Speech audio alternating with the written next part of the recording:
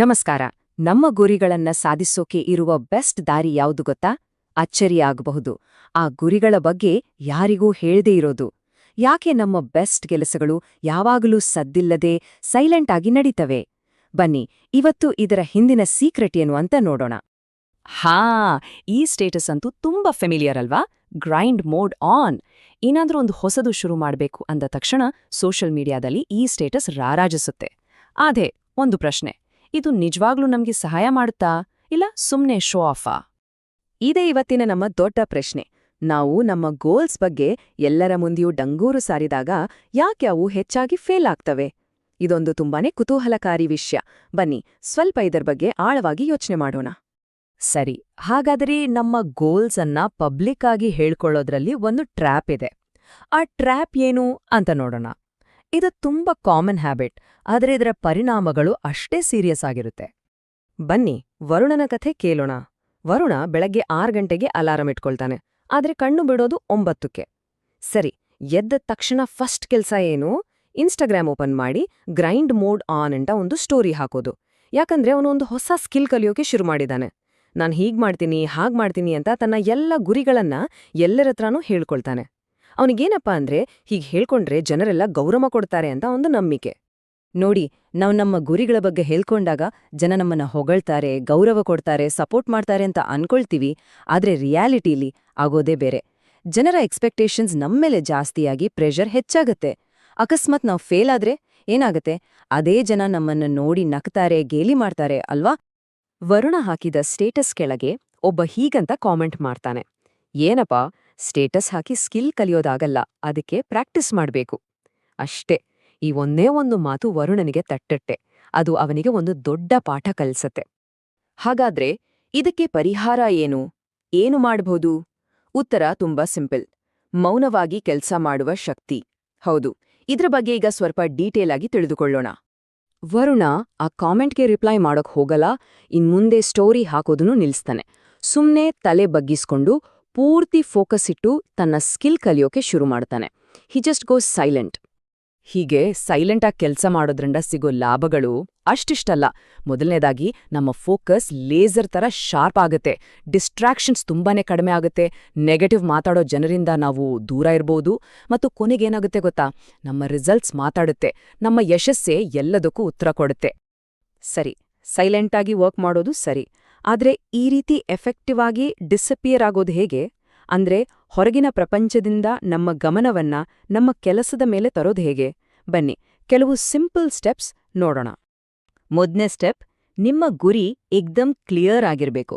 ಅದು body transformation ಇರ್ಬೋದು, ಹೊಸ ಸ್ಕಿಲ್ ಕಲಿಯೋದು ಇರ್ಬೋದು, ಅಥವಾ ಫೈನಾನ್ಷಿಯಲ್ ಫ್ರೀಡಮ್ ಸಾಧಿಸೋದಾಗಿರ್ಬೋದು. ಆ ಗುರಿ ಯಾವುದು ಅಂತ ಡಿಸೈಡ್ ಆದ್ಮೇಲೆ ಅದಕ್ಕೆ ಪೂರ್ತಿಯಾಗಿ ಲಾಕಿನ್ ಆಗ್ಬೇಡಿ. ಬೇರೆ ಯೋಚನೆಗಳಿಗೆ ಜಾಗನೇ ಕೊಡಬಾರ್ದು. ಎರಡನೇ ಮತ್ತು ತುಂಬಾನೇ ಮುಖ್ಯವಾದ ಸ್ಟೆಪ್, ನಿಮ್ಮ ಪರಿಸರವನ್ನ ನೀವೇ ರೂಪಿಸಿಕೊಳ್ಳಿ. ನೋಡಿ, ನಮ್ಮ ಯಶಸ್ಸು ಅಥವಾ ಫೇಲ್ಯೂರ್ನಲ್ಲಿ ನಮ್ಮ ಸುತ್ತಮುತ್ತ ಇರೋ ವಾತಾವರಣದ ಪಾತ್ರ ದೊಡ್ಡದು. ಅದು ನಮ್ಮನ್ನ ಮೇಲೆ ಎತ್ತಬಹುದು ಅಥವಾ ಕೆಳಗೆ ಬೀಳಿಸಬಹುದು. ಒಂದು ಸನ್ನಿವೇಶವನ್ನ ಕಲ್ಪಿಸ್ಕೊಳ್ಳಿ. ನೀವು ಒಂದು ಸ್ಕಿಲ್ ಕಲಿಯೋಕೆ ಅಂತ ಕೂತಿದಿರಿ. ನಿಮ್ ಪಕ್ಕದಲ್ಲೇ ನಿಮ್ಮ ಫ್ರೆಂಡ್ ಪಬ್ಜಿ ಆಡ್ತಾ ಇದ್ದಾನೆ. ಏನಾಗುತ್ತೆ? ಡೈರೆಕ್ಟ್ ಆಗಿ ಅಥವಾ ಇಂಡೈರೆಕ್ಟ್ ಆಗಿ ನಮ್ಮ ಗಮನ ಬೇರೆಡೆಗೆ ಹೋಗುತ್ತೆ ಅಲ್ವಾ? ಈಗ ಇನ್ನೊಂದು ಸನ್ನಿವೇಶವನ್ನ ಊಹಿಸಿಕೊಳ್ಳಿ. ನಿಮ್ಮ ಫ್ರೆಂಡ್ ಕೂಡ ನಿಮ್ಮ ಪಕ್ಕದಲ್ಲೇ ಕೂತು ತನ್ನದೇ ಆದ ಗುರಿಗಳ ಮೇಲೆ ಕೆಲಸ ಮಾಡ್ತಿದ್ದಾನೆ. ಇಂಥ ಪರಿಸರ ಶಿಸ್ತನ್ನ, ಕಾನ್ಸಂಟ್ರೇಷನ್ ತಾನಾಗಿಯೇ ಹೆಚ್ಚಿಸತ್ತೆ. ಸೊ ನಮ್ಮ ಪರಿಸರ ನಮ್ಮ ಗುರಿಗೆ ಪೂರಕವಾಗಿ ಇರಬೇಕು. ಸರಿ, ಈಗ ನಾವು ಈ ಪ್ರಯಾಣದ ಅತ್ಯಂತ ಕಷ್ಟಕರವಾದ ಆದ್ರೆ ಅಷ್ಟೇ ಇಂಪಾರ್ಟೆಂಟ್ ಆದ ಭಾಗಕ್ಕೆ ಬಂದಿದೀವಿ. ಅದೇನು ಅಂದ್ರೆ ಆ ನೀರಸವಾದ ಬೋರಿಂಗ್ ಪ್ರಾಸೆಸ್ ಅನ್ನ ಒಪ್ಕೊಳ್ಳೋದು. ನಿಜ ಹೇಳ್ಬೇಕಂದ್ರೆ ಇದೇ ನಮ್ಮ ಜೀವನದ ಅತ್ಯಂತ ಬೋರಿಂಗ್ ಭಾಗ, ಆದ್ರೆ ಇದೇ ಅತ್ಯಂತ ಶಕ್ತಿಶಾಲಿಯಾದ ಭಾಗ ಕೂಡ. ಹೌದು, ಈ ಬೋರಿಂಗ್ ಫೇಸ್ ಹೇಗಿರತ್ತೆ ಗೊತ್ತಾ? ನಿಮ್ಮನ್ನ ಹೊಗಳೋಕೆ ಯಾರೂ ಇರಲ್ಲ, ನಿಮ್ಮೇಲೆ ಯಾವುದೇ ಸ್ಪಾಟ್ಲೈಟ್ ಇರಲ್ಲ. ಇರೋದು ಒಂದೇ, ನಿಮ್ಮ ಡೆಡಿಕೇಶನ್, ಆ ಕೆಲ್ಸದ ಹಿಂದಿನ ನೋವು ಮತ್ತು ತುಂಬಾನೇ ಬೋರಿಂಗ್ ಅಂತ ಅನ್ಸೋ ಶಿಸ್ತು ಅಷ್ಟೇ. ಈ ಎಲ್ಲಾ ಸೈಲೆಂಟ್ ಗ್ರೈಂಡ್, ಈ ಶಿಸ್ತು, ಇದೆಲ್ಲದರ ನಂತರ ಸಿಗೋ ಫಲಿತಾಂಶ ಏನು? ಈಗ ಆ ನಿಜವಾದ ಬದಲಾವಣೆಯ ಫಲಿತಾಂಶದ ಕಡೆ ಗಮನ ಕೊಡೋಣ. 1 ವರ್ಷದ ನಂತರ ವರುಣನ ಸ್ಕಿಲ್ಸ್ ಮತ್ತು ಅವನ ಆಟಿಟ್ಯೂಡ್ ಎರಡೂ ನೆಕ್ಸ್ಟ್ ಲೆವೆಲ್ಗೆ ಹೋಗಿರುತ್ತೆ. ಅವನ ಈ ಪ್ರಗತಿಯನ್ನ ನೋಡಿ ಹಿಂದೆ ಕಾಮೆಂಟ್ ಮಾಡಿದವರು, ಗೇಲಿ ಮಾಡಿದವರೆಲ್ಲ ಶಾಕ್ ಆಗ್ತಾರೆ. ಇಲ್ಲಿ ಒಂದು ಸಿಂಪಲ್ ಆದ ಸತ್ಯ ಇದೆ. ಫ್ಲೆಕ್ಸ್ ಮಾಡದೇ ಇರೋದೇ ಅತಿದೊಡ್ಡ ಫ್ಲೆಕ್ಸ್. ನಿಜವಾದ ಸಾಧನೆಗೆ ಪ್ರದರ್ಶನದ ಅಗತ್ಯ ಇರೋದಿಲ್ಲ. ಅದು ತಾನಾಗಿ ಮಾತಾಡುತ್ತೆ.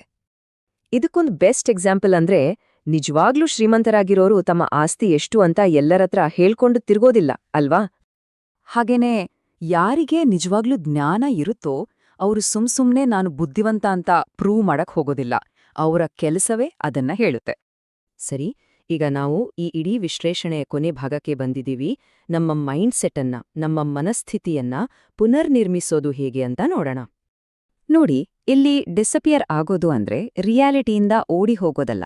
ಬದಲಾಗಿ ನಮ್ಮ ಹಳೆಯ ಪ್ರಯೋಜನಕ್ಕೆ ಬಾರದ ಮೈಂಡ್ಸೆಟ್ನಿಂದ ಹೊರಬರೋದು. ನಮ್ಮನ್ನ ನಾವೇ ರೀಬಿಲ್ಡ್ ಮಾಡ್ಕೊಳ್ಳೋಕೆ ಒಂದು ಅವಕಾಶ ಮಾಡ್ಕೊಳ್ಳೋದು. ಈ ಒಂದು ವಿಷಯವನ್ನ ಯಾವತ್ತೂ ಮರಿಬಾರದು. ಮೋಟಿವೇಶನ್ ಅನ್ನೋದು ಒಂದು ಕಿಡಿ ಇದ್ದಾಗೆ. ಅದು 1 ನಿಮಿಷ ನಮ್ಮನ್ನ ಚಾರ್ಜ್ ಮಾಡಬಹುದು ಅಷ್ಟೇ. ಆದ್ರೆ ಶಿಸ್ತು, ಡಿಸಿಪ್ಲಿನ್ ಇದೆಯಲ್ಲ, ಅದು ದೀರ್ಘಕಾಲ ಉಳಿಯೋ ಇಂಧನ. ಅದು ನಮ್ಮ ಬ್ಯಾಟರಿಯನ್ನ ಯಾವಾಗ್ಲೂ ಫುಲ್ಲಾಗಿಡುತ್ತೆ. ಮೋಟಿವೇಶನ್ ಅನ್ನೋದು ಕೇವಲ ಒಂದು ಸ್ಪಾರ್ಕ್. ಹಾಗಾದ್ರೆ ಈ ಪಯಣಕ್ಕೆ ಬೇಕಾದ ಇಂಧನವನ್ನ ಎಲ್ಲಿಂದ ತರಬೇಕು? ಯಾವುದನ್ನ ಇಂಧನವಾಗಿ ಬಳಸಬೇಕು? ಈ ಪ್ರಶ್ನೆಯೊಂದಿಗೆ ಇವತ್ತಿನ ಈ ವಿಶ್ಲೇಷಣೆಯನ್ನ ಮುಗಿಸೋಣ.